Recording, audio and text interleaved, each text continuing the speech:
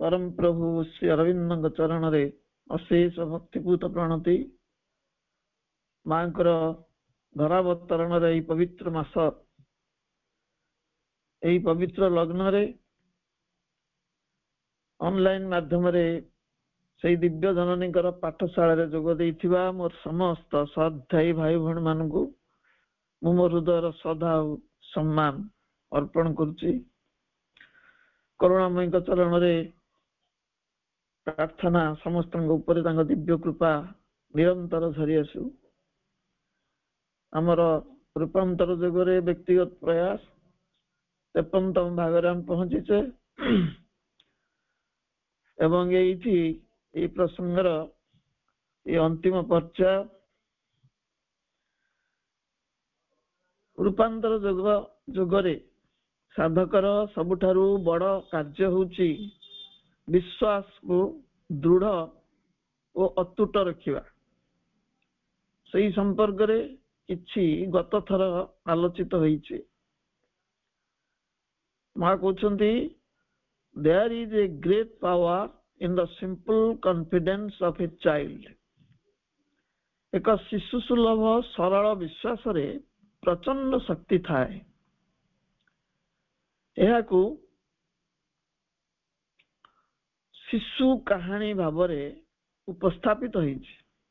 अनेक सुंदर उदाहरण रही कहानी आकार रे किंवदंती सब रही जहाँ वयस्क व्यक्ति मानकर प्रणिधान योग्य। पिला मान पई केवल नुहे वयस्क माने मध्य ताकू जानिबा आवश्यक। आपण माने से कहानी सुनी छंती जानी छंती मध्य केवल मने पकई दिया जाउछि। अति दरिद्र विधवा माटीर एकमात्र पुत्र थाए। जंगल उपांतरे एक भग्न कुटीर मां पुअंकर आश्रय स्थल। जंगल परपार थाए जने गुरुंकर गुरुकुल आश्रम। पुओटी सेटाको विद्या ग्रहण पई जंगल पारी जीव। शिशुटी भय प्रकाश कला बेले मां ताको विश्वास दउछि तोर गोटे बड़ भाई से जंगल ले गाई चरेवा काम करंती। डर लागिले से गोपाल भाई को डाकिउ। विपद संकुल बण पारी करी दबा। मां कथा उपरे पिलाटीर थिला अतूट विश्वास एवं सही अनुसार यथोचित फल मध्य से प्राप्त करिथिला। कहानी आपण मानकु जाना तेणु विस्तृत वर्णना अनावश्यक। किंतु आम भीतर तो अनेक प्रश्नवाची। किए से गोपाल से कहीं जंगल रे अछि से केमिति बड़ भाई हला इत्यादि अनेक शंका संदेह युक्त प्रश्न जहाँ विश्वासर फल को नाश कर दिए। चिरंतनी पुस्तक मध्य मां कहउचंती शिशु भली भरोसा रख। मोर जहाँ दरकार ताहा मते दिया जीव। मु जदि प्रार्थना करे मते उत्तर मिलिबो। मु किछि आपद विपद रे पड़ी जदि साहाय्य पई प्रार्थना करे तो सही साहाय्य मो पई आसीबो। केवल आसीबो नहीं ता मध्य मोर सब किछि को परिचालित करिवो। मां कहउचंती तुमर आस्था और भरोसा जेतेबेले एहीपरि हेई जाए सेतेबेले एपरि कोनोसी प्रार्थना न थाए जहाँ वास्तवता रे रूपायित हुए नहीं। से प्रार्थना फलवती हुए। श्री अरविंद वाणी अनुसार भागवती शक्ति उपरे विश्वास रखिले से तुमर अंतरर देवोचित उपादान सकल को मुक्त करदेवे एवं भागवती प्रकृतिर उपादान रूपे गढ़ी तोड़ी दे। मां ऊपर हम विश्वास रहे आम भीतर जो देवोचित उपादान सब अच्छी ताकू मां ही मुक्त करिवे। प्रभुंक उक्तिरु आमको यही भरोसा मिलुछि जे आम मानवीय उपादान अंतराल रे देवसुलभ उपादान अच्छी अर्थात देवतारे रूपायित हेबार समस्त संभावना बीजाकार रे आम भितरे अछि। सेथिपई मनुष्य को अवगुंठित देवता बा भेल्ड गॉड बोली कहा जाए। जीव मध्यरे शिवत्वर उपलब्धि ही पर्दा आवृत देवता को सम्मुख को आनिबा ଜୀବ ମଧ୍ୟରେ ଯୋଉ ଶିବତ୍ୱର ଉପଲବ୍ଧି ଆସେ, ପର୍ଦ୍ଦା ଉହାଡ଼ରୁ ଦେବତା ଆତ୍ମପ୍ରକାଶ କରନ୍ତି। ଆନ୍ତର୍ଜୀବନରେ ସେ ଦେବ ସ୍ୱରୂପକୁ ଆଣି ବହିର୍ଜୀବନରେ ପ୍ରକାଶ କରିବାର କାର୍ଯ୍ୟଟି କେବଳ ଭାଗବତୀ ଶକ୍ତିଙ୍କର ରହିଛି। ଆମ ଆନ୍ତର୍ଜୀବନର ଅନ୍ତରାଳରେ ଅବଗୁଣ୍ଠିତ ଯୋଉ ଦେବସ୍ୱରୂପ ଅଛି, ତାକୁ ବହିର୍ଭାଗକୁ ଆଣିବା, ବହିର୍ଜୀବନରେ ରୂପାୟିତ କରିବାର କାର୍ଯ୍ୟଟି କେବଳ ଭାଗବତୀ ଜନନୀ ହିଁ କରିପାରିବେ। ମନ ଉପରେ ନିର୍ଭର କରୁଥିବା ମନୁଷ୍ୟଟି ଅନେକ ତ୍ରୁଟି କରିଥାଏ, ଭୁଲ ଭ୍ରାନ୍ତି କରେ। ଆମେ କରୁଥିବା ଜ୍ଞାତ ଅଜ୍ଞାତ ଭୁଲ ପାଇଁ ଦଣ୍ଡ ମିଳିବ ବୋଲି ଆମକୁ ଭୟଭୀତ ମଧ୍ୟ କରାଯାଇଛି। ଆମକୁ ଡରେଇ ଦିଆଯାଏ, କିଛି ପାପ କରିଛ, ପରିଣତି ଭୋଗିବ।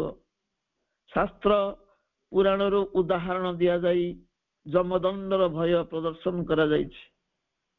ସାଧୁ ସନ୍ଥ ବୋଲାଉଥିବା କିଛି ବ୍ୟକ୍ତି ମଧ୍ୟ ଆମକୁ ଭୟଭୀତ କରି ପ୍ରତିକାର ବା ପ୍ରାୟଶ୍ଚିତ କରେଇଥାନ୍ତି। ଏହା ଦ୍ୱାରା ସେମାନେ କେବଳ ଲାଭବାନ ହେଇଥାନ୍ତି। ଆଉ ପ୍ରାୟଶ୍ଚିତ ପଦ୍ଧତିଟି ଅଛି ବୋଲି ବ୍ୟକ୍ତି ଆହୁରି ବଡ଼ ବଡ଼ ଅନ୍ୟାୟ କାର୍ଯ୍ୟ କରିବାକୁ ପ୍ରରୋଚିତ ହେଇଥାଏ। ଦୋଷ କରିଦେବି, ପ୍ରାୟଶ୍ଚିତ କରିଦେବି, ଅଧିକ ଅଧିକ ଦୋଷ କରେ।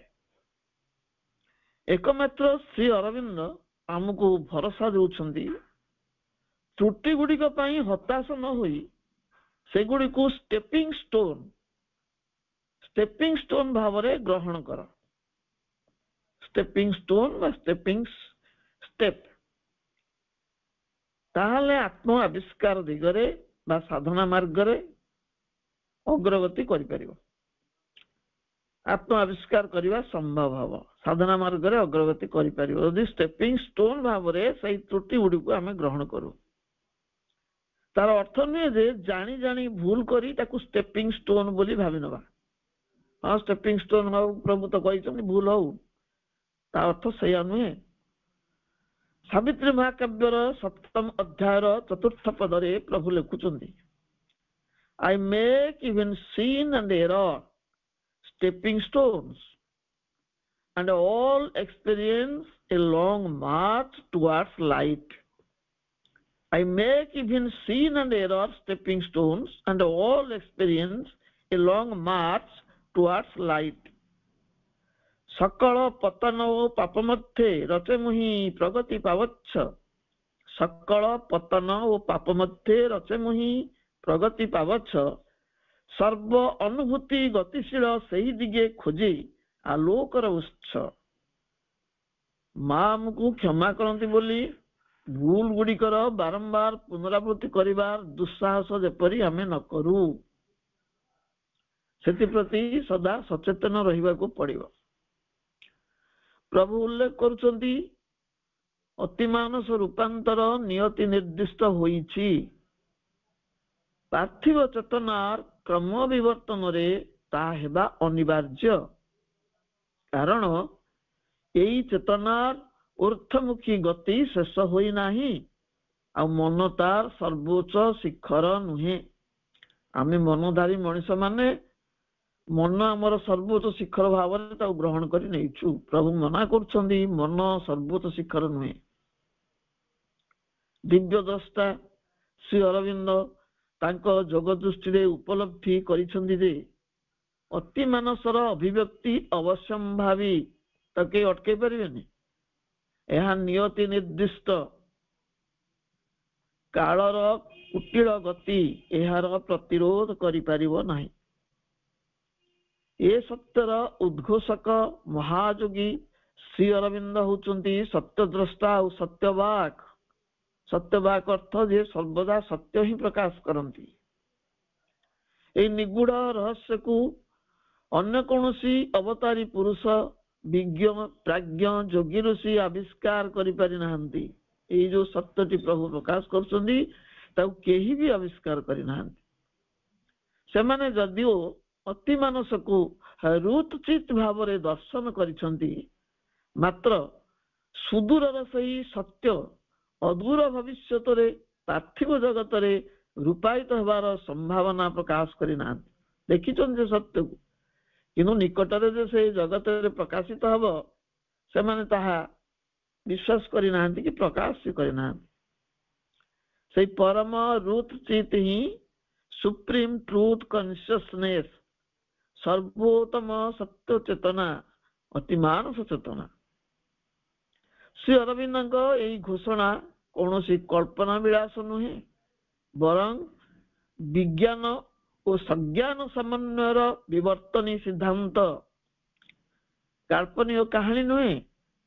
এই ବିଜ୍ଞାନ ସମ୍ମତ ଏବଂ ସଜ୍ଞାନରେ ହିଁ এই ସିଦ୍ଧାନ୍ତକୁ ପ୍ରଦାନ କରିଛନ୍ତି ପ୍ରଭୁ।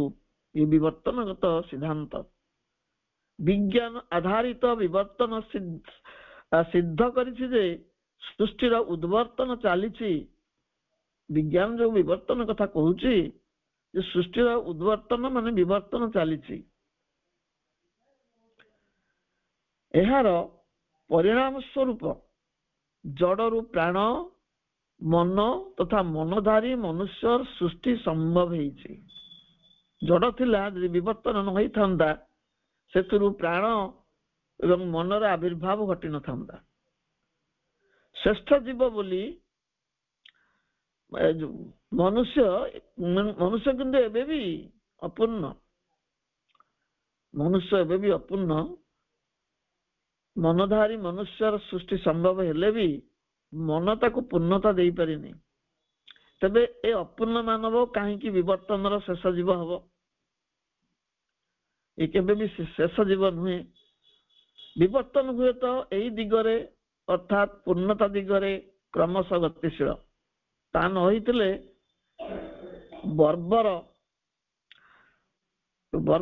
ବଣ ମଣିଷ ପରେ ପ୍ରସ୍ତର ଓ ଲୌହ ଯୁଗ ମଣିଷ ପର୍ଯ୍ୟାୟକୁ ମଣିଷ ଉଠି ପାରି ନଥାନ୍ତା। ବଣ ମଣିଷ ହେଇକି ରହିଥାନ୍ତା, ପ୍ରସ୍ତର ଯୁଗକୁ ଆସିନଥାନ୍ତା କି ଲୌହ ଯୁଗକୁ ଆସିନଥାନ୍ତା, କିମ୍ବା ଅତ୍ୟାଧୁନିକ କମ୍ପ୍ୟୁଟର, ମିସାଇଲ, ଇଲେକ୍ଟ୍ରୋନିକ ଯୁଗ ମାନବରେ ରୂପାନ୍ତର ହେଇନଥାନ୍ତା। ଇଲେକ୍ଟ୍ରୋନିକ ମାନବ ହେଇପାରିନଥାନ୍ତା ଯଦି ବିବର୍ତ୍ତନ ନଥାନ୍ତା। ବେଦାନ୍ତ ଦର୍ଶନ ଅନୁସାରେ ଏହା ଅନ୍ନମୟ କୋଷରୁ ଆନନ୍ଦମୟ କୋଷ ପର୍ଯ୍ୟନ୍ତ ବିଶ୍ୱ ପୁରୁଷଙ୍କର ଅପ୍ରତିହତ ଅଭିଯାତ୍ରା ଆରମ୍ଭ ହେଇଛି। ଗୋଟେ ଜଡ଼ରୁ ଅନ୍ନମୟ କୋଷରୁ ଏ ଯାତ୍ରା ସ୍ୱୟଂ ପରମ ପୁରୁଷ ଏ ଯାତ୍ରା କରୁଛନ୍ତି ଆମ ଭିତରେ, ବିଶ୍ୱ ପୁରୁଷ, ଏବଂ ଯାଉଛନ୍ତି ଆନନ୍ଦମୟ କୋଷ ପର୍ଯ୍ୟନ୍ତ। ଏଇଠାରେ ପ୍ରାଚ୍ୟର ବୈଦାନ୍ତିକ ଜ୍ଞାନ, ପ୍ରାଚ୍ୟର ବୈଦାନ୍ତିକ ବେଦ ସୁଲଭ ଜ୍ଞାନ ଓ ପାଶ୍ଚାତ୍ୟର ଭୌତିକ ଜଡ଼ ବିଜ୍ଞାନର ସମନ୍ୱୟ ଦେଖାଯାଏ। ଜାଗତିକ ସ୍ତରରେ ଅଭିବ୍ୟକ୍ତ ହେବାକୁ ଥିବା ସତ୍ୟ ମହାଜାଗତିକ ସ୍ତରରେ ବହୁ ପୂର୍ବରୁ ସ୍ଥିରୀକୃତ ହୋଇଥାଏ ବୋଲି ପ୍ରଭୁ ଏହାକୁ ନିୟତି ନିର୍ଦ୍ଦିଷ୍ଟ ବୋଲି ଉଲ୍ଲେଖ କରିଛନ୍ତି। ନିୟତି ନିର୍ଦ୍ଦିଷ୍ଟ ଅର୍ଥ ଯେଉଁ ସତ୍ୟ ଏ ଜାଗତିକ ବିଶ୍ୱରେ ରୂପାୟିତ ହବ ସେଟା ମହାଜାଗତିକ ସ୍ତରରେ ଆଗରୁ ସ୍ଥିରୀକୃତ ହେଇଛି। ମନର ବିକାଶ ପରେ ଅତି ମାନସର ପ୍ରକାଶ ସ୍ୱତଃସିଦ୍ଧ ଏବଂ ଅତି ମାନସିକ ରୂପାନ୍ତର ଅନିବାର୍ଯ୍ୟ। ମନ ଆସି ସାରିଲାଣି, ତା ପରବର୍ତ୍ତୀ ପର୍ଯ୍ୟାୟ ହଉଛି ମନର ଆହୁରି ଅନେକ ସ୍ତର ଦେଇକି ଆମେ ଅତି ମାନସ ସ୍ତରକୁ ଯିବା। ଅତି ମାନସିକ ରୂପାନ୍ତର ଅନିବାର୍ଯ୍ୟ, କେହି ବନ୍ଦ କରିପାରିବେ। ଶ୍ରୀ ଅରବିନ୍ଦଙ୍କର ଏହି ଦିବ୍ୟ ଦର୍ଶନ ତତ୍ତ୍ୱ କେବଳ ମା ପୁସ୍ତିକାରେ ନୁହେଁ, ଦିବ୍ୟ ଜୀବନ ଗ୍ରନ୍ଥ, ମାନବ ଯୁଗଚକ୍ର, ସାବିତ୍ରୀ ମହାକାବ୍ୟ ତଥା ଯୋଗ ସମନ୍ୱୟ ଆଦି ପୁସ୍ତକରେ ପ୍ରକାଶିତ ହୋଇଛି। ସବୁ ଜାଗାରେ ଏଇ କଥା କହିଛନ୍ତି ପ୍ରଭୁ। ଚେତନା ତାର ଆରୋହଣ ପଥରେ ଊର୍ଦ୍ଧ୍ୱମୁଖୀ ହୋଇ ଗତିଶୀଳ ହୋଇ ଚାଲିଛି ନିରନ୍ତର। ଅଟକୁନି କୋଉଠି? ଏହା କେବଳ ମନର ବିକାଶ ପାଖରେ ଅଟକି ଯିବ ନାହିଁ, କାରଣ ମନ ତାର ସର୍ବୋଚ୍ଚ ଶିଖର ନୁହେଁ। ଶ୍ରୀ ଅରବିନ୍ଦଙ୍କ ଯୋଗ ଦର୍ଶନର ସତ୍ୟ ହେଉଛି ଅତିମାନସ ହେଉଛି ଭାଗବତୀ ଜନନୀଙ୍କର ସୁଧାମ ନିଜର ଆବାସ ସ୍ଥଳ। ବିଜ୍ଞାନମୟ ଜଗତ ଦିବ୍ୟ ଜନନୀଙ୍କର ସୁଧାମ ଅତିମାନସ ଜଗତଟି ହେଉଛି ବିଜ୍ଞାନମୟ ଜଗତ। ସ୍ୱୟଂ ଦିବ୍ୟ ଜନନୀ ଅତିମାନସ ସହ ଶ୍ରୀ ଅରବିନ୍ଦଙ୍କ ସମ୍ପର୍କ ସମ୍ବନ୍ଧରେ କହିଛନ୍ତି। ଅତିମାନସ ଶକ୍ତି ସହିତ ଶ୍ରୀ ଅରବିନ୍ଦଙ୍କର କଣ ସମ୍ପର୍କ ତାଙ୍କୁ ମା କହୁଛନ୍ତି, ଶ୍ରୀ ଅରବିନ୍ଦ ଆପଣାର ମାନବୀୟ ଆଧାରରେ ଅତିମାନସର ଅବତାର। ସେ ନିଜେ ହଉଛନ୍ତି ଅତିମାନସର ଅବତାର। ସେ କେବଳ ସେଇ ଚେତନାର ମାର୍ଗ ଦର୍ଶନ କରିନାହାନ୍ତି, କେଉଁ ପ୍ରଣାଳୀ ଅବଲମ୍ବନ କରି ତାହା ଉପଲବ୍ଧି କରିହେବ ତାହା ମଧ୍ୟ ଅଭିବ୍ୟକ୍ତ କରିଛନ୍ତି। ତା ସହିତ ନିଜେ ସେ ଉପଲବ୍ଧିର ଜୀବନ୍ତ ଜାଗ୍ରତ ଉଦାହରଣ ହେଇ ଉଠିଛନ୍ତି। ସେ ଭାଷାରେ କହିନାହାନ୍ତି, ସେ ନିଜେ କରିକି ଦେଖେଇଛନ୍ତି। ଶ୍ରୀ ଅରବିନ୍ଦଙ୍କୁ ଯେତେବେଳେ ସାଧକ ଶ୍ରେଷ୍ଠ ଦିଲ୍ଲୀପ କୁମାର ରାୟ ପ୍ରଶ୍ନ କରିଥିଲେ ଯେ is your real work this invocation of the supramental, is your real work this invocation of the supramental? ପ୍ରଭୁଙ୍କ ଉତ୍ତର ଥିଲା, yes I have come for that. ପ୍ରସଙ୍ଗ ଥିଲା ଅତିମାନସର ଉଦ୍ରେକ ପାଇଁ, ଉଦ୍ରେକ କରିବା କଣ ଆପଣଙ୍କର ବାସ୍ତବ କାର୍ଯ୍ୟ? ପ୍ରଭୁ ଉତ୍ତର ଦେଲେ, ହଁ ମୁଁ ତ ସେଇଥିପାଇଁ ଆସିଛି। ତେଣୁ 1950 ଡିସେମ୍ବର 5 ତାରିଖରେ ଶ୍ରୀ ଅରବିନ୍ଦଙ୍କ ଯୋଗ ସିଦ୍ଧ ଶୁଦ୍ଧ ଆଧାରରେ ଅତିମାନସ ଅବତରଣ କରିଥିଲା। ସେ ସମାଧିମଗ୍ନ ହେଇଗଲେ। ମା ତାଙ୍କର ତପସ୍ୟା ବଳରେ ସେଇ ଶକ୍ତିକୁ ବିଶ୍ୱ ବାତାବରଣରେ ବିଚ୍ଛୁରିତ କଲେ। ସେଇଦିନ ଥିଲା 1956 ମସିହା ଫେବୃଆରୀ 29 ତାରିଖ। ଏଇ ବର୍ଷ ଫେବୃଆରୀ ମାସରେ ସେଇ ଦିବସଟି ପଡିଛି। ଫେବୃଆରୀ 29 ତାରିଖ ଲିପିୟର ବର୍ଷ ଅତିମାନସ ଶକ୍ତିର ବିଶ୍ୱ ବାତାବରଣରେ ବିଚ୍ଛୁରଣର ସ୍ମରଣୀୟ ଦିବସ। ଏବଂ ସେତେବେଳେ ଏହି ସମ୍ପର୍କରେ ମା ଘୋଷଣା କଲେ, the manifestation of supramental upon earth is no more a promise but a living fact, a reality. ଏହାର ତାତ୍ପର୍ଯ୍ୟ ହେଉଛି ଅତିମାନସ ଅବତରଣ କେବଳ ଏକ ପ୍ରତିଶ୍ରୁତି ନୁହେଁ, ଏକ ବାସ୍ତବତା। ଯେହେତୁ ଏହା ସାଧାରଣ ମାନସର ଊର୍ଦ୍ଧ୍ୱସ୍ତରୀୟ ସତ୍ୟ, ତାହା ମନୁଷ୍ୟ ପାଇଁ ଦୁର୍ବୋଧ୍ୟ ତଥା ଅବିଶ୍ୱାସ୍ୟ ହେଇକି ରହିଛି। ମଣିଷ ଏପର୍ଯ୍ୟନ୍ତ ବିଶ୍ୱାସ କରିନି।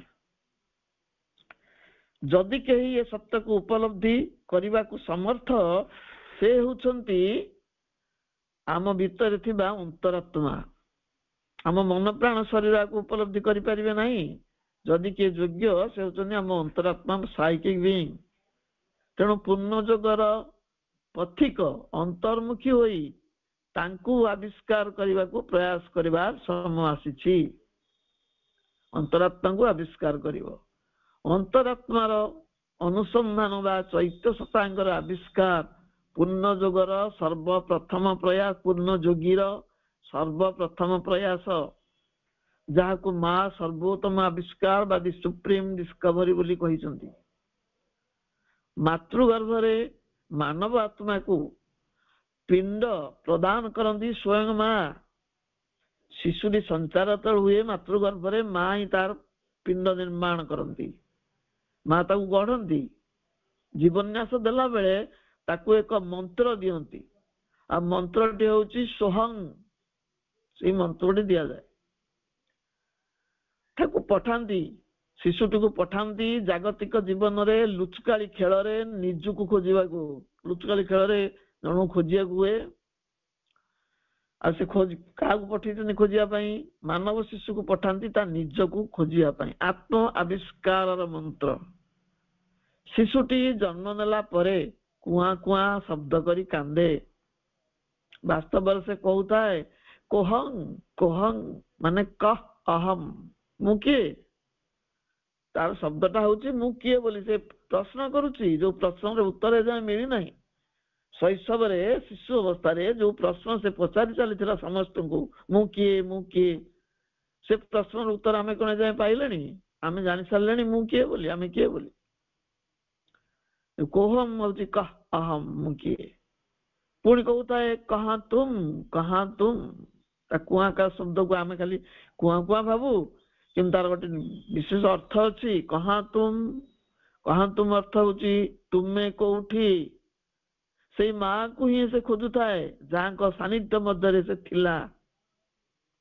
ଆଜି ପର୍ଯ୍ୟନ୍ତ ଆମେ ସେଇ କୋହଂ ପ୍ରଶ୍ନବାଚୀ ଧରି ବୁଲୁଛୁ।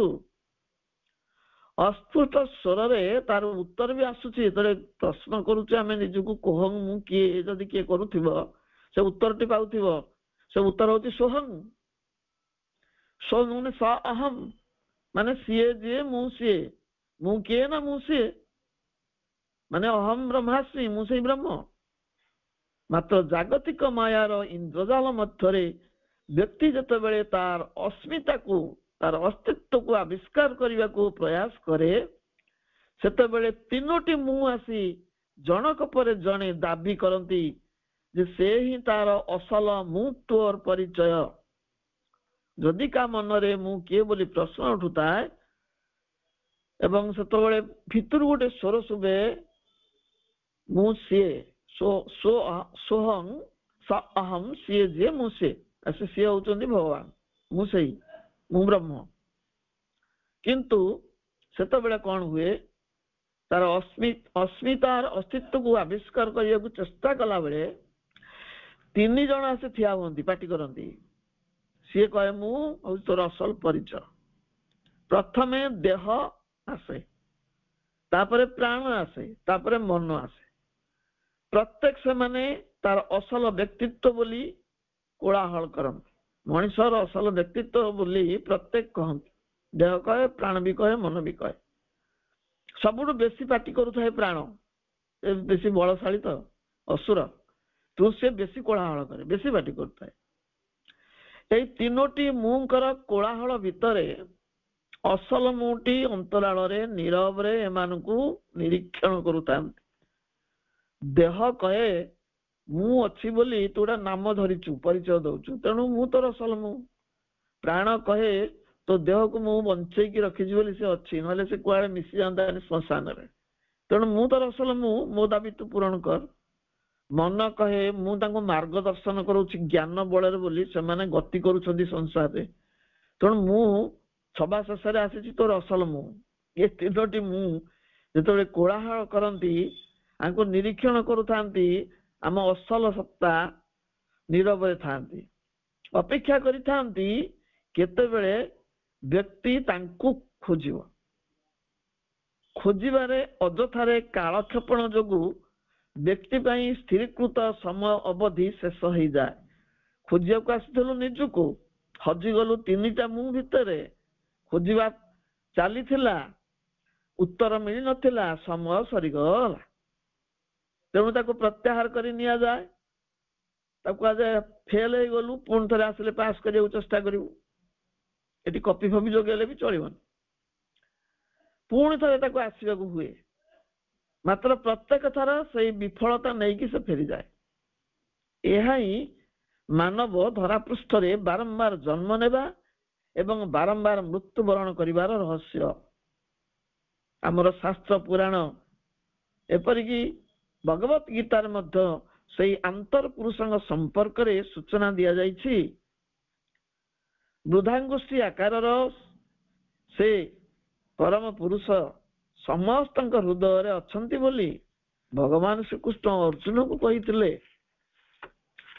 ଗୋଟେ ଛୋଟ ଆକୃତି ନେଇକି ଆମ ହୃଦୟର ଅଭ୍ୟନ୍ତରରେ ସେ ଅବସ୍ଥାନ କରୁଛନ୍ତି ବୋଲି ଅର୍ଜୁନକୁ ମଧ୍ୟ ବୁଝେଇଥିଲେ ଭଗବାନ ଶ୍ରୀକୃଷ୍ଣ। ମୁଷ୍ଟିମେୟ ସାଧକ ହୁଏତ ଏଥିରେ ସଫଳ ହୋଇଛନ୍ତି, ଅନ୍ତରାତ୍ମାଙ୍କ ସନ୍ଧାନ କରିବାରେ। ମୁଷ୍ଟିମେୟ ସାଧକ କିଏ ହେଇଥିବେ ସଫଳ, ସମସ୍ତେ ଯେ ବିଫଳ ହେଇଛନ୍ତି ତା ନୁହଁ। ମାତ୍ର ଯୋଉମାନେ ସଫଳ ହେଇଛନ୍ତି ଅନ୍ତରାତ୍ମାକୁ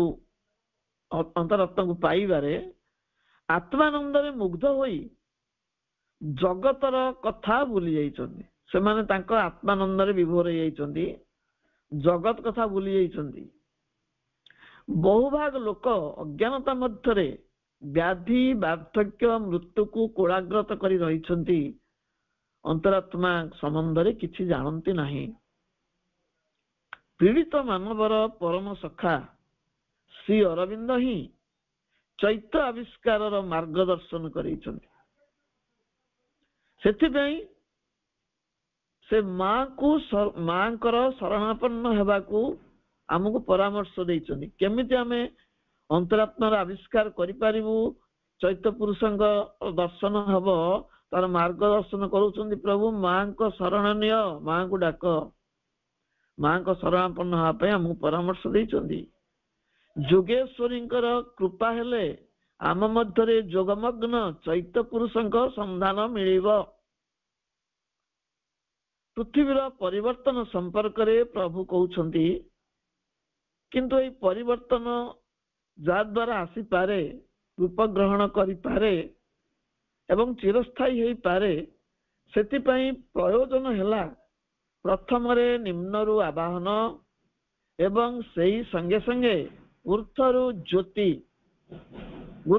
ଜ୍ୟୋତି ଯେତେବେଳେ ଆସି ପ୍ରକଟ ହୁଏ ସେତେବେଳେ ତାକୁ ଅସ୍ୱୀକାର ନ କରି ସ୍ୱୀକାର କରିବାର ଦୃଢ଼ ସଂକଳ୍ପ ସହିତ ପ୍ରୟୋଜନ ଉପରୁ ଭଗବାନଙ୍କର ଅନୁମତି। ପ୍ରଭୁଙ୍କର ଏଇ ବାଣୀ ଗୁଡ଼ିକ ବୁଝିବା ଟିକେ ଜଟିଳ। ପ୍ରଭୁ କହୁଛନ୍ତି ପରିବର୍ତ୍ତନ ଆସିବ, ସେ ରୂପ ଗ୍ରହଣ କରିବ ଏଇ ଜଗତରେ ଏବଂ ସେ ଚିରସ୍ଥାୟୀ ବି ହବ, କିନ୍ତୁ ଆମକୁ ପ୍ରଥମେ ତଳୁ ଆହ୍ୱାନ କରିବାକୁ ପଡିବ ଏବଂ ଉପରୁ ଯୋଉ ଜ୍ୟୋତି ଅବତରଣ କରିବ, ପ୍ରକଟ ହବ, ସେତେବେଳେ ତାକୁ ସ୍ୱୀକାର କରିନେବାକୁ ହବ ଏବଂ ଭଗବାନଙ୍କର ଅନୁମତି ମଧ୍ୟ ଏଥିପାଇଁ ଦରକାର। ଇଏ ଆମ ପାଇଁ ବହୁତ ଜଟିଳ। ପରିଶେଷରେ ଆମେ ସେଇ ଆରମ୍ଭ ସ୍ଥାନରେ ଆସି ପହଞ୍ଚିଛେ ଯେଉଁଠି ଆମେ ପ୍ରଥମେ ପଢିଥିଲେ ନିମ୍ନରୁ ଆବାହନ ଏବଂ ଊର୍ଦ୍ଧ୍ୱରୁ କରୁଣାର ଅବତରଣ, ଅର୍ଥାତ୍ ଭଗବାନଙ୍କର ଅନୁମତି। ମାତୃଶକ୍ତିର ଅବତରଣ ମାନେ ସେ ତ ପରମଙ୍କର ଅନୁମତି। ଊର୍ଦ୍ଧ୍ୱରୁ ଜ୍ୟୋତିର ଅବତରଣ, ମାତ୍ର ସେଇ ଜ୍ୟୋତିର ଅବତରଣ ପ୍ରତି ମନୁଷ୍ୟକୁ ପ୍ରତ୍ୟୁତ୍ତରଶୀଳ ହେବାକୁ ପଡିବ, ତାକୁ ସେ ରିସିଭ୍ କରିବ, ଗ୍ରହଣ କରିବ। ଅଦ୍ୟାବଧି ମନୁଷ୍ୟର ନିମ୍ନମୁଖୀ ଚେତନା ଊର୍ଦ୍ଧ୍ୱର ଆହ୍ୱାନ ପ୍ରତି ଉଦାସୀନ ହୋଇ ରହିଛି, କର୍ଣ୍ଣପାତ କରିନାହିଁ। ହୁଏତ ଆମ ଅଜ୍ଞାତରେ ଏହା ପ୍ରତ୍ୟାହୃତ ହୋଇଯାଉଛି, ଆସୁଛି, ଫେରି ଯାଉଛି, ଆମେ ଜାଣିପାରୁନୁ। ସେଥିପାଇଁ ପ୍ରଭୁ କହୁଛନ୍ତି ଊର୍ଦ୍ଧ୍ୱରୁ ଯେତେବେଳେ ସେ ଶକ୍ତି ପ୍ରକଟ ହେଉଛି ତାକୁ ସର୍ବାନ୍ତକରଣରେ ସ୍ୱୀକାର କରିନେବା ଆବଶ୍ୟକ। ପ୍ରଥମେ ତାକୁ ଚିହ୍ନିବାକୁ ପଡିବ, ଫେରାଇ ନ ଦେଇ ସ୍ୱୀକାର କରିବାକୁ। ଆଗ ଚିହ୍ନିବା, ତାପରେ ତାକୁ ଗ୍ରହଣ କରିବା। ଏହି ଅବତରଣ ପଛରେ ପରମଙ୍କର ସ୍ୱୀକୃତି ଅଛି କି ନାହିଁ ତାକୁ ମଧ୍ୟ ଜାଣିବାକୁ ହବ। ମାତ୍ର ଗତାନୁଗତିକ ଜୀବନଧାରାରେ ଅଭ୍ୟସ୍ତ ଆମ ପ୍ରକୃତି ହଠାତ୍ ପରିବର୍ତ୍ତନକୁ ସ୍ୱୀକାର କରିପାରେ ନାହିଁ। ପୁନଶ୍ଚ ଭଗବାନଙ୍କ ଅନୁମତି ଅଛି କି ନାହିଁ ଜାଣିବା ଆମର ସାଧ୍ୟାତୀତ। ଆମେ ଜାଣିବୁ କେମିତି? ମା କହୁଛନ୍ତି the change does not need our help. The change does not need our help to come, but we need to open ourselves to the consciousness so that its coming is not in vain for us. The change does not need our help to come, but we need to open ourselves to the consciousness so that its coming is not in vain for us. ଆମ ସାହାଯ୍ୟ ବିନା ଶକ୍ତି ଅବତରଣ କରିପାରିବ, ପରିବର୍ତ୍ତନ ଘଟେଇ ପାରିବ, କିନ୍ତୁ ଏହି ଶକ୍ତି ନିକଟରେ ଆମକୁ ଉନ୍ମୁକ୍ତ ହେବାକୁ ପଡିବ ଏବଂ ସମର୍ପିତ ହେବାକୁ ପଡିବ। ହୁଏତ ପ୍ରଶ୍ନ ଉଠିପାରେ, ଏହି ଶକ୍ତିକୁ ଜାଣିବା କିପରି, ଚିହ୍ନିବା କିପରି, ପୁଣି ତା ପ୍ରତି ଉନ୍ମୁକ୍ତ ହେବା କିପରି? ପ୍ରଥମେ ଆମକୁ ପ୍ରଭୁଙ୍କ ବାଣୀ ଉପରେ ବିଶ୍ୱାସ ରଖିବାକୁ ହେବ। ପ୍ରଥମତଃ ମାନସ ବିକାଶ ପରେ ଅତି ମାନସର ଆଗମନ ଏକ ବିବର୍ତ୍ତନଗତ ଅବିସମ୍ବାଦିତ ସତ୍ୟ, ଏକଥା ବିଶ୍ୱାସ କରିବା। ଏହାକୁ କେହି ଅସ୍ୱୀକାର କରିପାରିବେ ନାହିଁ କିମ୍ବା ଏହାର ଆଗମନକୁ ବି କେହି ଅଟକେଇ ପାରିବେ ନାହିଁ। ଦ୍ୱିତୀୟତଃ ଏ ଶକ୍ତି ନିକଟରେ ଉନ୍ମୁକ୍ତ ହେବାକୁ ହେଲେ ଆମକୁ ମାଙ୍କ ଆଡକୁ ନିଜକୁ ଖୋଲି ଧରିବାକୁ ହେବ। ମାଙ୍କ ପାଖରେ ନିଜକୁ ଓପନ କରିବା। କେମିତି ଓପନ କରିବା?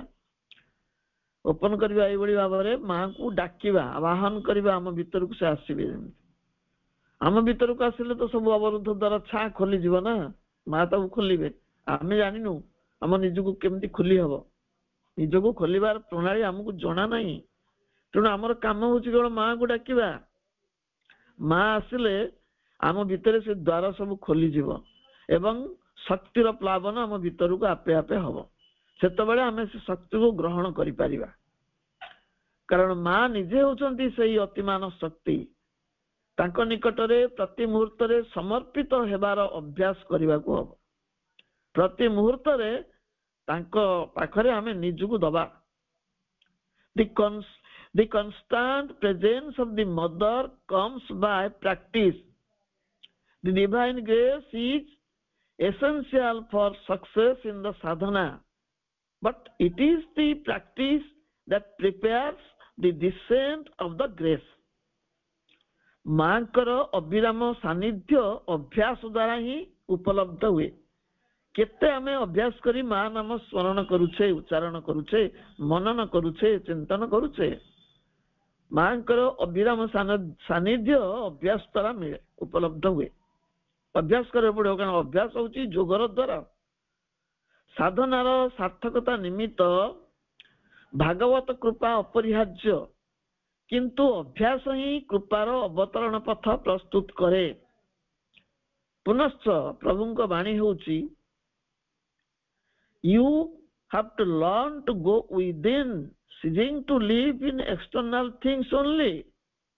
Quiet the mind and aspire to become aware of the mother's workings in you. You have to learn to go within. ବାହ୍ୟ ବସ୍ତୁରେ କେବଳ ବାସ ନ କରି ଅନ୍ତର ମଧ୍ୟକୁ ପ୍ରବେଶ କର ଏବଂ quiet the mind and aspire to become aware of the mother's workings in you. ବାହ୍ୟ ବସ୍ତୁରେ କେବଳ ବାସ ନ କରି ଅନ୍ତରରେ ପ୍ରବେଶ କରିବା ତୁମକୁ ଶିଖିବାକୁ ହବ, କେମିତି ଭିତରକୁ ଯାଇ ହୁଏ। ମନକୁ ଶାନ୍ତ ନୀରବ ରଖ ଏବଂ ତୁମ ଭିତରେ ମାଙ୍କ କ୍ରିୟାବଳୀ ସମ୍ବନ୍ଧରେ ସଚେତନ ହେବାକୁ ଅଭ୍ୟାସ କର। ଏଥିପାଇଁ ଏକ ଦୃଢ ସଂକଳ୍ପ ପୋଷଣ କରିବାକୁ ହେବ ବୋଲି ପ୍ରଭୁ କହୁଛନ୍ତି। ଯେଉଁ ସଂକଳ୍ପ ବା ସିଦ୍ଧାନ୍ତ ସ୍ଥିର, ଅବିଚଳ, ଅପରିବର୍ତ୍ତନୀୟ ହେଇଥିବ, ବଦଳି ଯାଉନଥିବ ମୁହୂର୍ତ୍ତକୁ ମୁହୂର୍ତ୍ତ। ଆମେ ତ ସବୁବେଳେ ବଦଳି ଯାଉ, ଗୋଟିଏ ଜାଗାରେ ଆମେ ବିଶ୍ୱାସ ସ୍ଥାପନ କରିପାରୁନା, 33 କୋଟି ଦେବତାଙ୍କୁ ଆରାଧନା କରୁ। ତେଣୁ ସଂକଳ୍ପ ଦୃଢ ହେବା ଦରକାର, ବିଶ୍ୱାସଟି ମାଙ୍କ ପାଖରେ ରହିବା ଦରକାର। ମାଙ୍କୁ ହିଁ ବିଶ୍ୱାସ କରିବାକୁ ପଡିବ। ସଂକଳ୍ପ ସିଦ୍ଧାନ୍ତକୁ ସ୍ଥିର, ଅବିଚଳ, ଅପରିବର୍ତ୍ତନୀୟ ରଖିବାକୁ ପଡିବ। ମନୁଷ୍ୟର ବିଚଳିତ ମନ ଦ୍ୱାରା ସେ ଆକ୍ରାନ୍ତ ହୁଏ ଏବଂ এই ବିଶ୍ୱାସଟି ବଦଳିଯାଏ। ମନୁଷ୍ୟର ଯୋଉ ବିଚଳିତ ମନ, ସେ ବିଶ୍ୱାସକୁ ମଧ୍ୟ ଆକ୍ରମଣ କରେ। ଏହା ସହିତ ଉର୍ଦ୍ଧ୍ୱରୁ ପରମଙ୍କ ଅନୁମତିର ମଧ୍ୟ ପ୍ରୟୋଜନ ଅଛି। ମା ଏବଂ ପ୍ରଭୁଙ୍କ କୃପାର ସେ ଅନୁମତି ଆମକୁ ପ୍ରାପ୍ତ ହେଇ ସାରିଛି, ଅନୁମତି ଆମକୁ ମିଳି ସାରିଛି। ଆମର ପରମ ସୌଭାଗ୍ୟ, ମା ଏବଂ ପ୍ରଭୁ ତାଙ୍କର ସାଧନା ବଳରେ ସେଇ ଜ୍ୟୋତିକୁ ଆମ ନିକଟକୁ ଆଣି ସାରିଛନ୍ତି। ସେମାନେ ସୂକ୍ଷ୍ମ ଭୌତିକ ଶରୀରରେ ଥାଇ ଆମକୁ ନିରନ୍ତର ମାର୍ଗ ଦର୍ଶାଇ ଚାଲିଛନ୍ତି। ପ୍ରଭୁ ଉଲ୍ଲେଖ କରୁଛନ୍ତି, ଯେଉଁ ଶକ୍ତି ଉର୍ଦ୍ଧ୍ୱର ଅନୁମତି ଏବଂ ନିମ୍ନର ଆବାହନ ଏ ଦୁଇର ମଧ୍ୟବର୍ତ୍ତୀ ହୋଇ ଉଭୟର ଆଦାନ ପ୍ରଦାନ ଘଟାଏ, ତାହା ହିଁ ଭାଗବତୀ ଜନନୀଙ୍କର ସତ୍ତା ଓ ଶକ୍ତି। ଅଧ ଏବଂ ଉର୍ଦ୍ଧ୍ୱ ମଧ୍ୟରେ ଯେଉଁ ବିରାଟ ଶୂନ୍ୟତା ରହିଛି, ସେ ଶୂନ୍ୟତାକୁ ପୂର୍ଣ୍ଣ କରି ଉଭୟ ସ୍ତରକୁ ସଂଯୁକ୍ତ କରିବା ପାଇଁ ଏକ ମାଧ୍ୟମ ବା ସେତୁର ଆବଶ୍ୟକତା ରହିଛି। ସେଇ ମଧ୍ୟବର୍ତ୍ତୀ ସଂଯୋଗ ସେତୁ ହେଉଛନ୍ତି ପରମା ଭାଗବତୀ ଜନନୀ। ଉର୍ଦ୍ଧ୍ୱ ଆଉ ଅଧ, ଅଧ ମାନେ ତଳ, ତା ଭିତରେ ଗୋଟେ ଶୂନ୍ୟ ସ୍ଥାନ ଅଛି, ଖାଲି ଜାଗା ଅଛି ଏବଂ ସେ ଶୂନ୍ୟତାକୁ କିଏ ପୂର୍ଣ୍ଣ କରିବ ଆଉ ଉଭୟକୁ ସଂଯୁକ୍ତ କରିବ ନା? ସେ କାମ କେବଳ ଗୋଲ୍ଡେନ ବ୍ରିଜ ଭାବରେ ମା କରିପାରିବେ, ପରମା ଭାଗବତୀ ଜନନୀ। ସେଥିପାଇଁ ଶ୍ରୀ ଅରବିନ୍ଦ ତାଙ୍କୁ ଗୋଲ୍ଡେନ ବ୍ରିଜ ବା ହିରଣ୍ମୟ ସେତୁ ବୋଲି ମହାକାବ୍ୟରେ ଉଲ୍ଲେଖ କରିଛନ୍ତି। ଶ୍ରୀ ଅରବିନ୍ଦ ଆହୁରି ମଧ୍ୟ ସୂଚାଇ ଦେଇଛନ୍ତି ଯେ ଦିବ୍ୟ ଜନନୀ ସ୍ଥୂଳ ଶରୀର ଧାରଣ କରି ଅବତରି ଆସିବା ବ୍ୟକ୍ତି ବିଶେଷ ଲାଗି ଏକ ଦିବ୍ୟ କରୁଣାର ସଂଯୋଗ, ଦିବ୍ୟ କରୁଣା ହିଁ ଅବତରଣ କରିଛନ୍ତି। ଆମର ଆକୁତି ଆବାହନ ଦିବ୍ୟ ଜନନୀଙ୍କ ଠାରେ ରୂପାୟିତ ହୁଏ ଏବଂ ତାଙ୍କରି ମାଧ୍ୟମରେ ସେ ଆବେଦନ ଗୃହୀତ ହୋଇ ତାର ପ୍ରତ୍ୟୁତ୍ତର ସହିତ ଫେରିଆସେ। ମା ସବୁ ଶୁଣନ୍ତି, କୌଣସି ପ୍ରାର୍ଥନା ବ୍ୟର୍ଥ ହୁଏ ନାହିଁ, କିନ୍ତୁ ସେ ପ୍ରାର୍ଥନାର ଫଳାଫଳ କଣ ଆସୁଛି ଆମେ ତାକୁ ଅଜ୍ଞ ମନରେ ବୁଝିପାରୁନା। ସେ ଯେ ସବୁବେଳେ ସୁଖକର ହେଇକି ଆସିବ ତା ନୁହଁ। ଜାଗତିକ ଜୀବନରେ ସେ ହୁଏତ ଦୁଃଖ ହେଇକି ଆସିପାରେ। ଜାଗତିକ ଜୀବନର ଦୁଃଖ ହଉଛି ଆଧ୍ୟାତ୍ମିକ ମାର୍ଗ, ଆଧ୍ୟାତ୍ମିକ ସୁଖ। ସେଇଟା ଆମେ ତାକୁ ବୁଝିପାରୁନା, କାରଣ ଜାଗତିକ ଜୀବନରେ ଆମେ ବ୍ୟସ୍ତ ରହିଛୁ। ଏହା ଫଳରେ ଉର୍ଦ୍ଧ୍ୱସ୍ଥ ଜ୍ୟୋତି ପ୍ରକଟିତ ହୁଏ। ସେ ହିରଣ୍ମୟ ଜ୍ୟୋତି ନିକଟରେ ଆମ ଚକ୍ଷୁ ପହଞ୍ଚି ପାରେ ନାହିଁ, ମାତ୍ର ଆମ ପାଇଁ ଏକମାତ୍ର ଆଶ୍ୱାସନା ହେଉଛି ସେ ଜ୍ୟୋତି ହେଉଛନ୍ତି ଆମର ଦିବ୍ୟ ଜନନୀ, ଆମ ନିକଟକୁ ଓହ୍ଲେଇ ଆସିଥିବା ଆମର ଅତି ଆପଣାର ମା। ସେ ଜ୍ୟୋତିର ଝଲସରେ ଆମ ଆଖି ଝଲସି ଯିବା କଥା, କିନ୍ତୁ ଶାନ୍ତ ମହିମାରେ ମହିମା ଦୀପ୍ତ ମା ଓହ୍ଲେଇ ଆସିଛନ୍ତି ସେଇ ଜ୍ୟୋତିକୁ ନିଜ ସାଙ୍ଗରେ ଧରି। ମା ହଉଛନ୍ତି ଅତି ଆପଣାର। ପ୍ରଭୁଙ୍କ ଆବାହନରେ ସେ ଅମରାବତୀ ତ୍ୟାଗ କରି ତାଙ୍କର ଦିବ୍ୟ ଜ୍ୟୋତିକୁ ଅନ୍ତରାଳରେ ରଖି ଆମ ଆଖି ଦେଖିପାରିବା ଭଳି ରୂପ ଧାରଣ କରିଛନ୍ତି। ସେ ଜ୍ୟୋତିକୁ ସେ ପ୍ରକାଶ କରୁନାହାନ୍ତି ଆମ ଆଗରେ, ଜାଣିଛନ୍ତି ଆମେ ସମ୍ଭାଳି ପାରିବୁନୁ, ତେଣୁ ତାକୁ ଅନ୍ତରାଳରେ ରଖିକି ଏକ ଶାନ୍ତ ସ୍ନିଗ୍ଧ ରୂପ ଧାରଣ କରି ଆମ ଆଗରେ ଉଭା ହେଇଛନ୍ତି।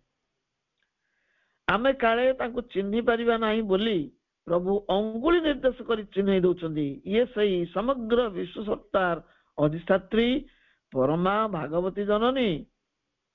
ସେଇ ଜନନୀଙ୍କ ସାନ୍ନିଧ୍ୟ ତାଙ୍କ ସନ୍ତାନ ମାନଙ୍କର ଚିରନ୍ତନ ଅଭିଳାଷ।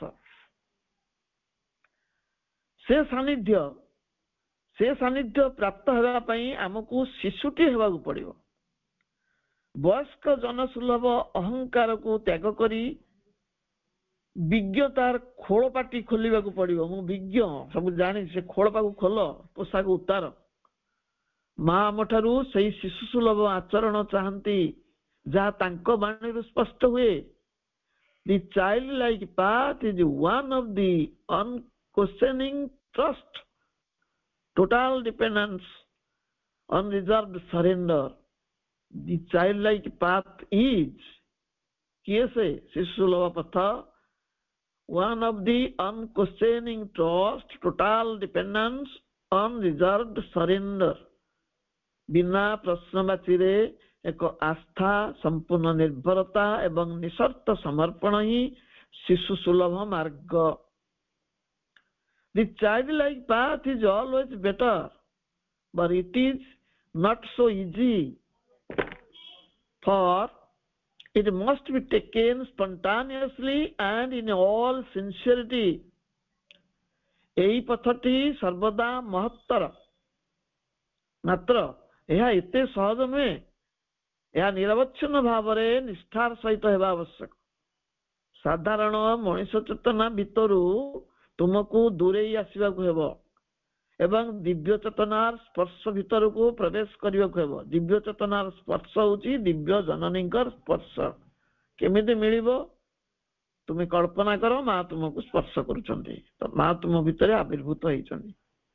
सेतिपई सबुबेले माँ को डाक।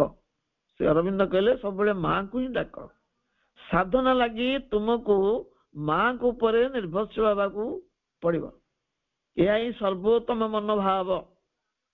जोग होउची भगवानक सह मिलन। साधना होउची से मिलन पई तुमे कोन करूछ? तुम्हें जहाँ करुच तारी माध्यम भगवान सह दिव्य जननी सह तुम्हारा मिलन हम। दिव्य शक्ति शून्य किसी करिबो नाही, सेतिपई साधना आवश्यक। प्रथम कथा है सचेतन हवा। आम सत्तार अल्प अंश सचेतन, अधिकांश समय आम अचेतन।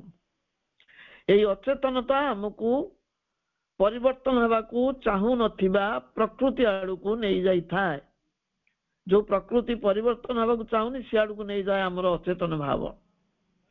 ଏବଂ ପରିବର୍ତ୍ତନ ବା ରୂପାନ୍ତର ପାଇଁ ବାଧା ଦିଏ। ଅଚେତନତା ମଧ୍ୟ ଦେଇ ଅଦିବ୍ୟ ଶକ୍ତି ଆମ ଭିତରକୁ ପ୍ରବେଶ କରେ ଏବଂ ଆମକୁ ତାର କ୍ରୀତଦାସ କରିଦିଏ। ଆମେ ଯେପର୍ଯ୍ୟନ୍ତ ମାଙ୍କ ପ୍ରତି ସଚେତନ ନଥିବୁ ସେ ପର୍ଯ୍ୟନ୍ତ ଅଦିବ୍ୟ ଶକ୍ତିର ଆଧାର ହେଇଥିବୁ, ସେ ଆମକୁ ତାର କ୍ରୀତଦାସ କରିଥିବ। ପ୍ରଭୁ କହୁଛନ୍ତି ଭୌତିକ ଚେତନା ଅର୍ଥାତ୍ ଶରୀରକୁ ଉନ୍ମୁକ୍ତ ଓ ନମନୀୟ କରିବା ପାଇଁ ଦୃଢ ସଂକଳ୍ପ କରିବାକୁ ହେବ। ଶରୀରକୁ କେମିତି ଉନ୍ମୁକ୍ତ ଓ ନମନୀୟ କରାଯିବ ପୂର୍ବରୁ ଆଲୋଚିତ ହେଇଛି। କାହିଁ କରିବା? କାରଣ ଭୌତିକ ଚେତନା ଆଉ ଭୌତିକ ପ୍ରକୃତି ଉଭୟ ଆବଦ୍ଧ ଓ କଠିନ। ଆମ ଭୌତିକ ଚେତନାଟି ଆଉ ତା ଭିତରେ ଯୋଉ ପ୍ରକୃତି ଅଛି ଏମାନେ ବନ୍ଦ ହେଇକି ଅଛନ୍ତି, ଆଉ ରିଜିଡ୍ କଠିନ। ସେମାନେ ସେମାନଙ୍କ ଅଭ୍ୟାସ ଗୁଡିକ ଦ୍ୱାରା ବନ୍ଦୀ, ଆଦୌ ପରିବର୍ତ୍ତିତ ହେବାକୁ ଇଚ୍ଛା ପ୍ରକାଶ କରନ୍ତି ନାହିଁ। ସେମାନେ କେବଳ ନିର୍ଦ୍ଦିଷ୍ଟ ନିୟମକୁ ମାନି ନେଇଥାନ୍ତି। ଯୋଉ ନିୟମରେ ଚଳୁଛନ୍ତି ସେଇ ନିୟମ, ତାର ବ୍ୟତିକ୍ରମ କରିବେନି। ଆଉ ଯୋଉ ଶଗଡ଼ ଗୁଡାରେ ଚାଲିବାରେ ଅଭ୍ୟସ୍ତ ସେଇଥିରେ ଚାଲିବେ, ନିୟମ ମଧ୍ୟରେ ସେ ବାନ୍ଧି ରହିଥାନ୍ତି। ଆଉ ପ୍ରଭୁ କହୁଛନ୍ତି ଶରୀର ବ୍ୟତୀତ ବିଧିବଦ୍ଧ ନିୟମ ମଧ୍ୟରେ ବାନ୍ଧି ହେଇ ରହିବା ପାଇଁ ଆଉ କିଛି ନାହିଁ। ଶରୀରଟା ସବୁଠୁ ବେଶୀ ନିୟମ ଭିତରେ ବାନ୍ଧି ହେଇକି ରହେ, ଅଭ୍ୟାସ ଭିତରେ ବାନ୍ଧି ହେଇକି ରହେ। ମଧୁମାସରେ ମଧୁମୟୀ ଜନନୀଙ୍କର ଧରାବତରଣ ଘଟି ସାରିଛି। ଏଇ ଫେବୃଆରୀ 29 ତାରିଖରେ ଆମେ ଅତିମାନସ ଶକ୍ତିର ପାର୍ଥିବ ପ୍ରକୃତିରେ ବିଛୁରଣର ସ୍ମୃତିଚାରଣ କରିବାକୁ ଯାଉଛେ। ତା କେବଳ ଆମର ସ୍ମରଣରେ ସୀମିତ ନ ରହି ଆଚରଣରେ କିପରି ରୂପାୟିତ ହବ, ସେଥିପାଇଁ ସେଇ ଅତିମାନସର ଅଧୀଶ୍ୱରୀ ଦିବ୍ୟ ଜନନୀଙ୍କ ଚରଣରେ ଆମେ ଶରଣ ନେବା ଏବଂ ସାମଗ୍ରିକ ଭାବେ ନିଜକୁ ସମର୍ପଣ କରିବା ପାଇଁ ସଂକଳ୍ପ ଗ୍ରହଣ କରିବା ହେଉଛି ଏକମାତ୍ର ବାଟ। ଆଉ ସେଇ ଦେବଲଗ୍ନ ଏବେ ଉପସ୍ଥିତ ହେଇଛି ଏଇ ମଧୁମାସରେ, ଦିବ୍ୟ ଜନନୀଙ୍କର ଅବତରଣ ମାସରେ। ରୂପାନ୍ତର ଯୋଗରେ ବ୍ୟକ୍ତିଗତ ପ୍ରୟାସର ଏଇ ଅନ୍ତିମ ଭାଗରେ ଆସ ଆମେ ଦିବ୍ୟ ଜନନୀଙ୍କର ଆବାହନ, ଆରାଧନା ଏବଂ ତାଙ୍କ ନିକଟରେ ଆତ୍ମସମର୍ପଣ ପାଇଁ ପ୍ରସ୍ତୁତ ହେବା, ତାଙ୍କରି ଶରଣାଗତ ହବା। ଗତିଷ୍ଠଂ ଗତିଷ୍ଠଂ ତୁମେ କା ଭଗବାନ। ଆଜି ଏଇ ପ୍ରସଙ୍ଗର ଉପସଂହାର ହେଇଛି ରୂପାନ୍ତର ଯୋଗରେ ବ୍ୟକ୍ତିଗତ ପ୍ରୟାସ। ଆମେ ଆଗ ଥରକୁ ଆଉ କଣ କୋଉ ବିଷୟ ଆଲୋଚନା ପର୍ଯ୍ୟାୟକୁ ଆସିବ ମୁଁ ତା ଏପର୍ଯ୍ୟନ୍ତ ସ୍ଥିର କରି ନାହିଁ। ଏବେ ଏଇ ବକ୍ତବ୍ୟକୁ ଦୀର୍ଘ ଦିନ ଧରି 53 ଭାଗ ପର୍ଯ୍ୟନ୍ତ ଚାଲିଥିଲା ରୂପାନ୍ତର ଯୋଗରେ ବ୍ୟକ୍ତିଗତ ପ୍ରୟାସ। ମହାପୁସ୍ତକକୁ ଆଧାର କରି ଏବଂ ପ୍ରଭୁଙ୍କ ଲେଖା, ଅନ୍ୟାନ୍ୟ ଲେଖାକୁ, ସାବିତ୍ରୀ ଇତ୍ୟାଦିକୁ ଆଧାର କରିକିରି ପ୍ରସଙ୍ଗଟି ଉପସ୍ଥାପିତ ହେଇଛି ଆପଣମାନଙ୍କ ଆଗରେ। ମାନୁଷୀ ଚେତନାରେ ସ୍ଫୁରିତ ଏଇ ବକ୍ତବ୍ୟ କେତେ ଦୂର ସଠିକ ମୁଁ ତା ଜାଣେ ନା, ତଥାପି ମାଙ୍କ ପ୍ରେରଣାରେ ହେଇଛି ବୋଲି ମୋର ବିଶ୍ୱାସ। ତାଙ୍କରି ଚରଣରେ ଏହାକୁ ସମର୍ପଣ କରି ମୋର ତ୍ରୁଟି ବିଚ୍ୟୁତି ପାଇଁ ତାଙ୍କରି ପାଖରେ କ୍ଷମା ମାଗି ନେଉଛି। ସମସ୍ତଙ୍କୁ ମାଙ୍କର କୃପାର ପଣତ ଆବୃତ କରିକି ରଖୁ। ନିରାମ ନିରୋଗ ଜୀବନ ସମସ୍ତେ ପ୍ରାପ୍ତ କରି ଅତିମାନସ ଯୋଗ ସିଦ୍ଧି ପାଇଁ ପ୍ରସ୍ତୁତ ହୁଅନ୍ତୁ। ରୂପାନ୍ତର ଯୋଗରେ ସଫଳତା ଅର୍ଜନ କରିବା ପାଇଁ ମାଙ୍କ କୃପା ସେମାନଙ୍କୁ ମାର୍ଗ ନିର୍ଦ୍ଦେଶ କରୁ। ଏତିକି ପ୍ରାର୍ଥନା କରି ମାଙ୍କ ପାଖରେ ମୁଁ ରହୁଛି। ସମସ୍ତଙ୍କୁ ଧନ୍ୟବାଦ। ବନ୍ଦେ ମାତରମ୍।